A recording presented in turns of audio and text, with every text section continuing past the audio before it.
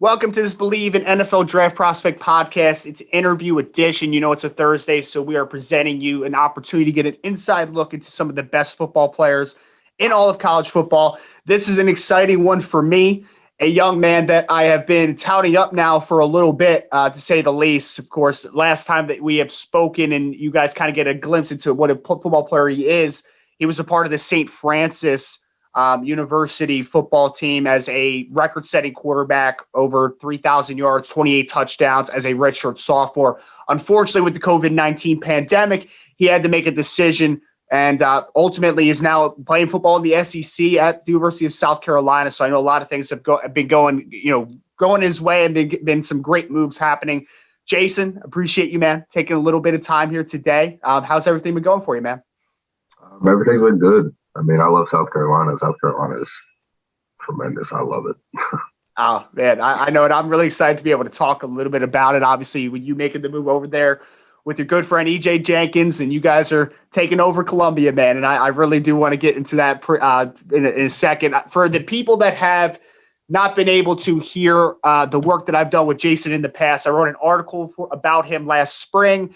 I brought him on to Mab Sports Take podcast to talk a little bit about, just the COVID-19 pandemic situation and St. Francis' season getting delayed at that time into the spring. And then obviously a lot has kind of transpired since the last time that we spoke. But Jason, just general to start here, wanted to talk about, I know you're originally a Virginia guy out of Chancellor High School there in Virginia. Talk to the viewers, to the listeners, a little bit about your background as a recruit at Chancellor, and then why you at first ended up at St. Francis, eventually turning into a record-setting quarterback. My recruiting process at Chancellor was slow. My senior year of high school, I received my first offer during my senior season of basketball, and it came from UVA Wise. And then later that month, I received one from St. Francis, and they ended up being one of my only two Division I offers. So it was they were one of my Division I offers, and then Delaware State was my other Division I offer. And then I took an official to St. Francis up in January, and I got EJ to come with me. I talked him into it because he was committed to ODU, and I talked him into coming with me. He just wanted to come to support me, and then he ended up getting offered. And then he ended up liking the place, coming with me.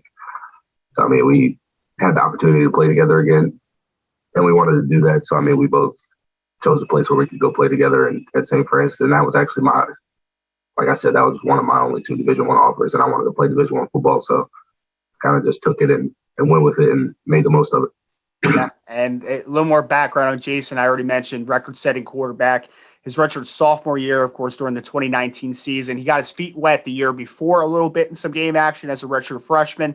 And he's talking a little bit about, and I mentioned him already, EJ Jenkins, who's one of his lifelong childhood friends that is also a wide receiver that followed not only St. Francis, but also they're playing at South Carolina together now. And Jason, I know, kind of laying everything out, it's kind of been well talked about. I've heard a million interviews that you have done kind of just laying out the decision, and you even spoke to me about why the decision happened, obviously, when it did.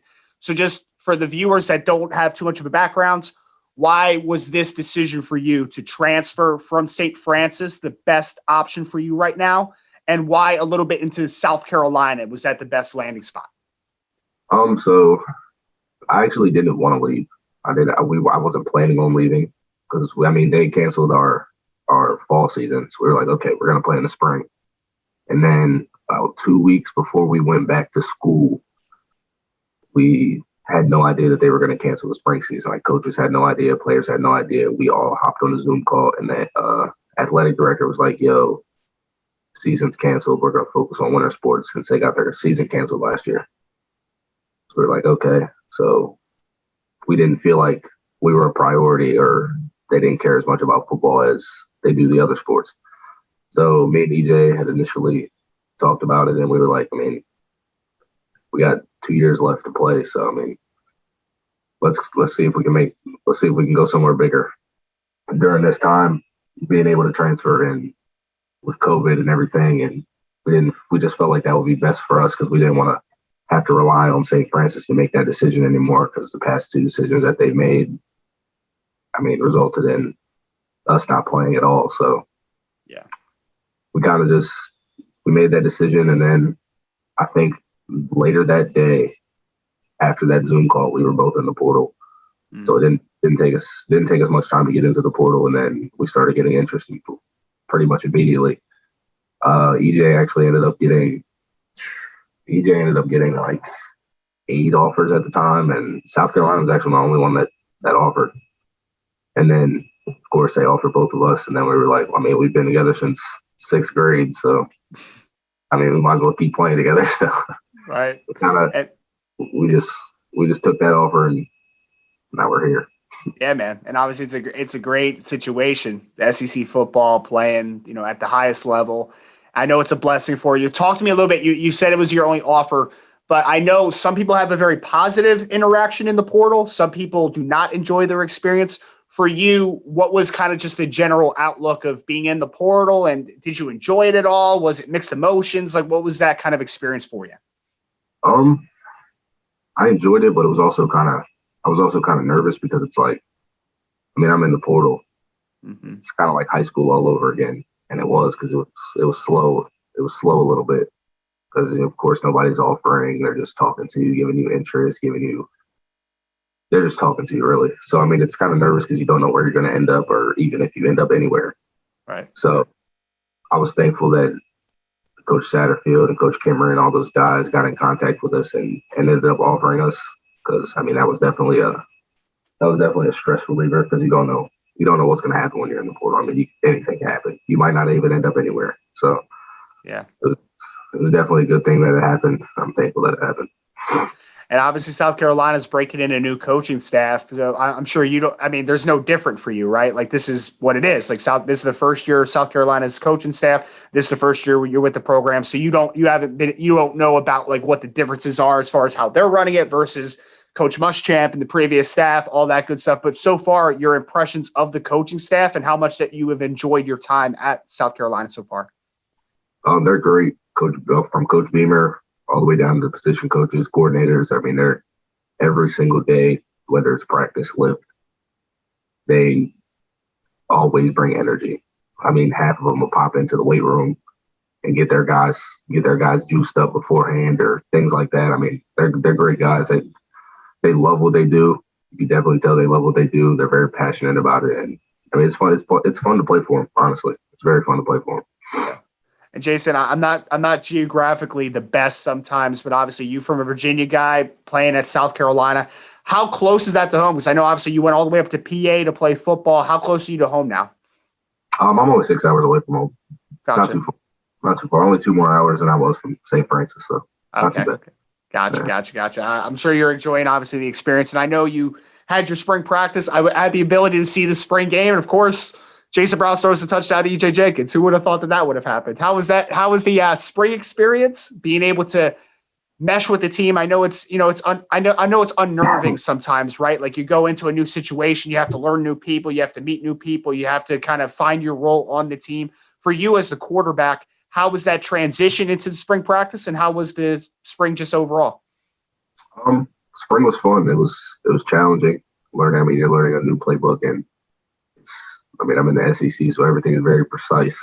And Coach said he makes sure that we know our P's and Q's. And spring practice was fun. We had 15 of them. I mean, it was great to get better each day. We went in, we would lift. The lifts are a whole lot different from where I was, that's for sure. The lift day has us. I've never seen some of these muscles on my body before, but until I got here. So it's crazy. The lifts are crazy. The practices are crazy. High intensity. Luke Doty was our starter for the entire spring. So it was fun to get behind him and kind of learn from him in a way, because he's very smart. He's very smart. And he played a little bit last year at the end of the season for South Carolina. So it was kind of good to get some insight from him, because he's been here for a year. He knows all the guys. So it was fun working with them, working with him, and just working with all the coaches and the players and everything, and getting to know them and bonding with them throughout that entire spring practice. And I know spring games are obviously a much different atmosphere than a real game, a regular season or a postseason game or whatever it is. But for you, how much fun was it to get back on the field after the long absence, long layover of playing, and to cap off the spring again? EJ in the back of the end zone, back right pylon, fantastic throw. How was that experience for you? That was fun because the last crowd I played in front of the last crowd I played in front of that was that big was at JMU, and we got beat by a lot that game. So it was nice it was nice when I got in there. When I get in there, I just play football. That's just what I do. I get in there and I make plays. And I got in there and it was like, all right, I'm putting seven on the board this drive. Drives are limited in the spring game. We have 4 quarterbacks, so they're limited. And I ended up driving down the field. We drove down the field and I threw a corner out to EJ in the end zone. So there was a lot of emotion in that, just because that's something you dream of. I've thrown him the ball since 6th grade, and then he ends up being the person that I throw the touchdown to in the spring game. So, and then I threw him another one in situational periods at the end of the scrimmage to walk it off. So, it was fun. I actually ended up throwing him 2 touchdowns, only 2 passing touchdowns of the day. So, that was very special. Yeah, and you mentioned obviously Luke Doty being the guy that is probably the main competition. I know that you're in the quarterback battle that's going to go into the fall. How excited are you about just the ability to compete in that competition? And for you, what are some things that maybe you have in your mind that you want to improve on heading into fall practice so that you give yourself the best opportunity to take that job? I love to compete. There's a lot of, our 3 other quarterbacks in that room. We got Connor, Jordan, Colton, and Luke, and they're all really good football players. They're there for a reason. So, sure. I love to compete. We all love to compete. We're in the film room every day. We're with each other all the time. They're great guys. And things I want to work on, I would say my footwork, especially, have to be on point with that, and trying to get a little more slim, so I can escape some of these bigger guys that are be coming off the edge. It's not like the FCS football. I'm in the best conference of college football now. These guys are legit. So yeah, you always hear about get away from them a few times. Yeah, I totally understand. And obviously, people always talk about that difference in game speed. I know you've been in practice and then in the spring game. Is it legit? Is it true what people were telling you about that difference? Oh yeah, definitely. That D-line. The D-line, half the time, I'm having to hitch them in my drop because they're flying up the edge or something. We got some good guys up front, so it's definitely a challenge. But it's fun. Yeah. And kind of last, I wanted to ask you about Jason is, I've talked to you a little bit about this before, but I'm obviously been a big believer in the player that you are. I think that you're going to have a good opportunity to play not only at this level but at the next.